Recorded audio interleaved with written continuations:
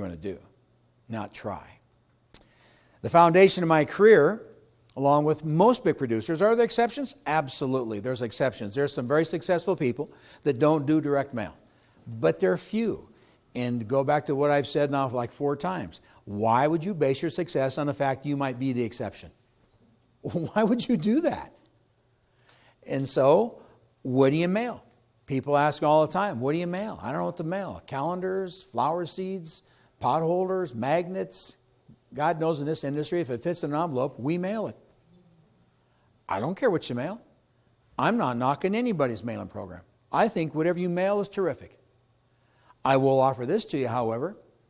I think that some things you can mail can add to the impression people have of you, not just mailing for the sake of mailing. Many of the people watching this series are new to the business. You have very little, if any, success. So let's go back and revisit what I said in week 1. The biggest obstacle you face in your first year or two is that people continue to see you in the capacity in which they had met you prior to your career. And so that's why the second month of my career, when I decided to start mailing things to people, I made a decision to mail them what I called evidence of my success. I want them to see I'm not just in the business. I don't just subscribe to a newsletter and mail out a newsletter. I mail them things that people can see that, hey, he's not just in the business, he's doing well in the business. Because the more success they see us have, the more confidence they have in our ability, and with that more confidence, they're more likely to refer us. Are we all together on that one? Going back to week 1, what we talked about. Well, what success do we have in this business? As far as I know, we only have listings and buyers. That's all I know that we've got in this industry. And so I mailed every single month what I called my listing flyers, and I mailed my buyer flyers. So if I took 4 listings this month, then I had 4 flyers that I printed up. If I took 11 listings, I got 11 flyers. I folded them over. I don't use envelopes. I use computerized mailing labels. I use a bulk rate permit number, if that's appropriate, wherever you're watching this video. And I mail them out to my people every month. They look like this. It says, do you know a buyer for this home? I've just listed another property. I got a black and white picture, got a 5-line description. It says on the bottom, if you know someone who may be interested, have them call me for more information. It's not color. It's not fancy. It's on copy paper. Now, if you're watching this video series and you're in a market that the properties are very expensive, you need to be sensitive to that. You might have to upgrade the quality of the paper. You might have to go to a color. Is that true? You need to make that decision. In my era, in my market, that wasn't necessary. And so I mailed out 4, 6, 7, 10. Some of you have a direct mail program you're using now, and you like it. Terrific. I'm not saying replace it, but you know what I am saying? Consider whatever you're mailing now, why don't you consider adding to that mailing something that shows your success? Yes or no? Yeah. So don't do away with something that you like. Add to it. Put something like this on there. Maybe just little pictures of all your listings. Maybe just little thumbnail pictures. Maybe little 4 or 5 line descriptions. There's a bunch of people watching this series. They don't take 4, 5, 6, 10 listings a month. And they're saying right now, you're saying to yourself, well, I can't do this. I can't do this idea. Yes, you can. When I was new, when the agents in my company, when they were new, we used each other's listings.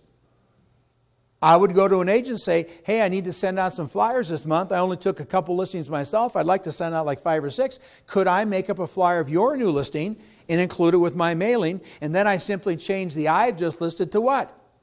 We've just listed or just listed. And now let me tell you this, from many years of experience, personal experience and observation, please hear these words. It doesn't make any difference what you say. They don't read the words anyway.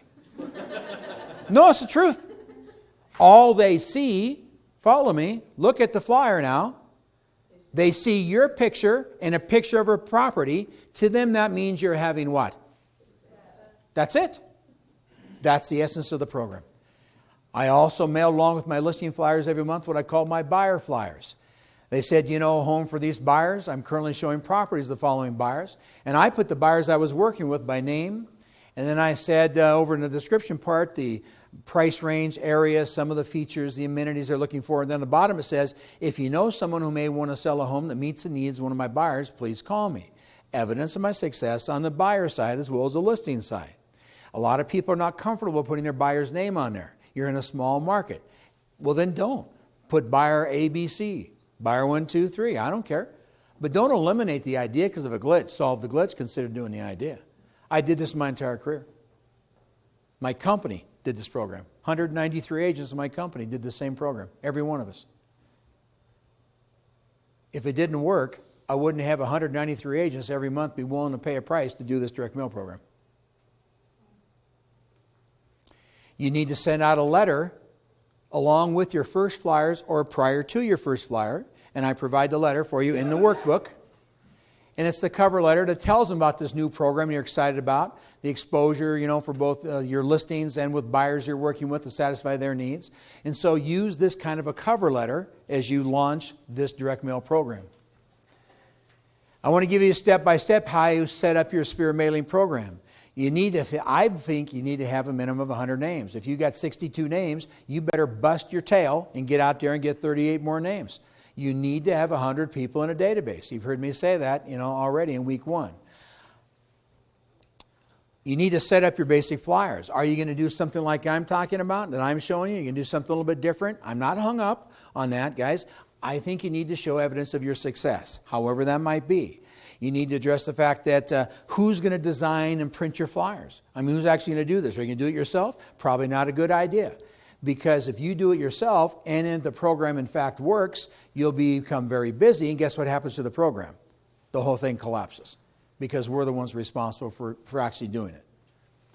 We also need to maybe negotiate with a local copy business, somebody who will print your flyers for you. If they know, you're not some big corporate account, but if they know every month you're going to be down here, to do whatever it is, a few hundred copies, you'll get a little better rate than if you just walk in there and say, here, this is what I need this month. So give yourself a break. Negotiate some kind of a rate with them. Who's going to mail your flyers? You don't want to be doing that. You are the last person on earth that should have anything to do with mechanically mailing out your mailing pieces. You want a mail house or some kind of distribution place. Maybe some of you watching this video, maybe the company does something like that. You need to find what sources you have available to you. Who's going to do the labels? Don't worry about hand addressing. That's ridiculous. You just want computerized mail labels on these things. We did so much direct mail in my company, I can tell you that University of Nevada School of Business did a 2-year study of our direct mail program. And what they determined was that 62.1% of the people we mailed to actually looked at the flyers, which is phenomenally high for junk mail. It wasn't a surprise to me. It blew them away. Didn't surprise me at all. You know why? Because we're only mailing to people that we have a relationship with. And when they saw the mailing piece, they knew what it was and who it was from. And I'm not kidding myself for a second to think they opened it up and sat there at the dinner table and said, oh, let me show you what we got in the mail today. But what they did do is they kind of glanced at them before they tossed them aside. That's all I want them to do, because it was driving home that message that I'm having what? Success. That's the purpose of a program, and building that relationship. And so maybe there's someone you can find to do both steps 6 and 7. Somebody can do those things for you. Get the labels done. Get the mailing thing done for you. You want to step out of that as quickly as possible. You do not be the one, you don't want to be the person who does that. And then you need to discipline yourself to come up with a monthly schedule. On the 11th day of the month, that's when you got to have your forms filled out to get your flyers created, and then off it goes, and then the system takes over. Do you follow what I just said to you? The system then takes over. You do your part, but I knew on the 11th day of the month, that's the day I have to have my material into the person who actually orchestrated my mailings for me. And then you've got to constantly add more names to your database. Just keep putting more and more names in there. And then from time to time, every 3 months, 4 months, you purge your system. You purge your mailing list. There's been a death in the family. There's been a divorce. There's been those kinds of things. I did 4 times a year. I did return. Postage was paid for returns, because if you do bulk rate postage, they won't return it to you. But if you put up a postage, deposit, then they actually will return it to me, because there are some people in my database that actually moved. Okay? I didn't sell their house. Not a good sign. So you just kind of write that one off, all right, and take them off the list. That's real world, is it not? And so 3-4 times a year, you do the same thing. Open houses. A lot of people like open houses. I was an open house agent. I generate a lot of leads. In the first 4 weeks of this program, I encourage people to sit open houses. I think it's a good way to generate some activity if you're relatively new, maybe struggling a little bit. So I've got responsibilities beginning with Monday. What you do to get ready for the open house coming up this weekend. Some of the things that I espouse are a little bit different than a lot of other people. I think I'm real, you can see how specific I am. Write the copy for the ad. You got to get your copy turned in. Mail that seller preparation form. Tells the seller, you know what the seller preparation form tells them? Clean up your house and leave during the open house. I mean, that's really what it says, okay? And so I do that on Monday. On Tuesday, I get the invitations mailed out to what I call the zone farm, which are the houses around the surrounding neighborhood.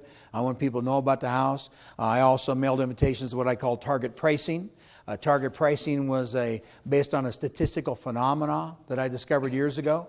The average seller, when they sell their current home today, the next home they buy is 52% greater than the home they just sold. So use just simple numbers. If they sell a $300,000 house, they buy something in the mid-400 range. If they sell a $1 million house, they buy something in the mid 1.5, 1.7, or in that range. If they sell a $200,000 house, they're going to buy something in the $300,000 range. You follow what I just said to you? That's a statistic. That's a proven statistic. What that meant to me, you see, I'm not the brightest guy out there. I never went to college. I have no business experience. Common sense told me when I'm trying to drive more traffic to my open house, if I'm sitting on a $300,000 listing I just took, and I want more people coming to my house, I went to, in my case, a title company, and I said, I'd like to have 100 names and addresses of people who live in the same part of town, but they live in the $200,000 neighborhood. You follow what I just said to you? And I invited them, total strangers, to my open house. And guess what? I had more people showing up to my open house because it was a likely move-up buyer. More importantly, you know what it did? It impressed the seller with a marketing strategy no one else had ever even thought of. Just another way of validating my commission, why I'm different from most people out there. I provide questions for you in the workbook. There's questions, suggested questions you might want to ask for open house visitors. I'm not going to go into them. You can read them on your own. See if there's someone there that you feel comfortable with. I'm going to make one comment to you. Okay? Here's the comment I want you to hear. I want you to hear this. The single biggest mistake that agents make in hosting open houses is that they think they're going to sell that house to someone who comes into it. Does it happen? It does happen. But it's the exception.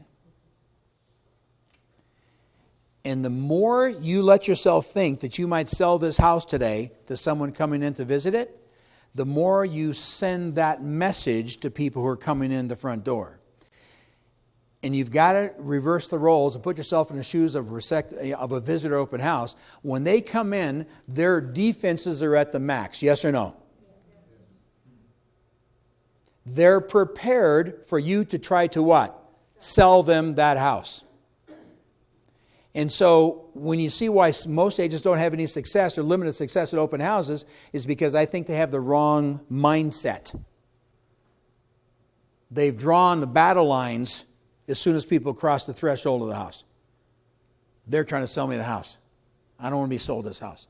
And that's why I give you the questions in here that you might want to ask. Is this the kind of home you consider, living in? Is this what you've been looking for? Have you looked at other houses in the area? I mean, you've got to be very, very vanilla, very non-threatening to people in an open house.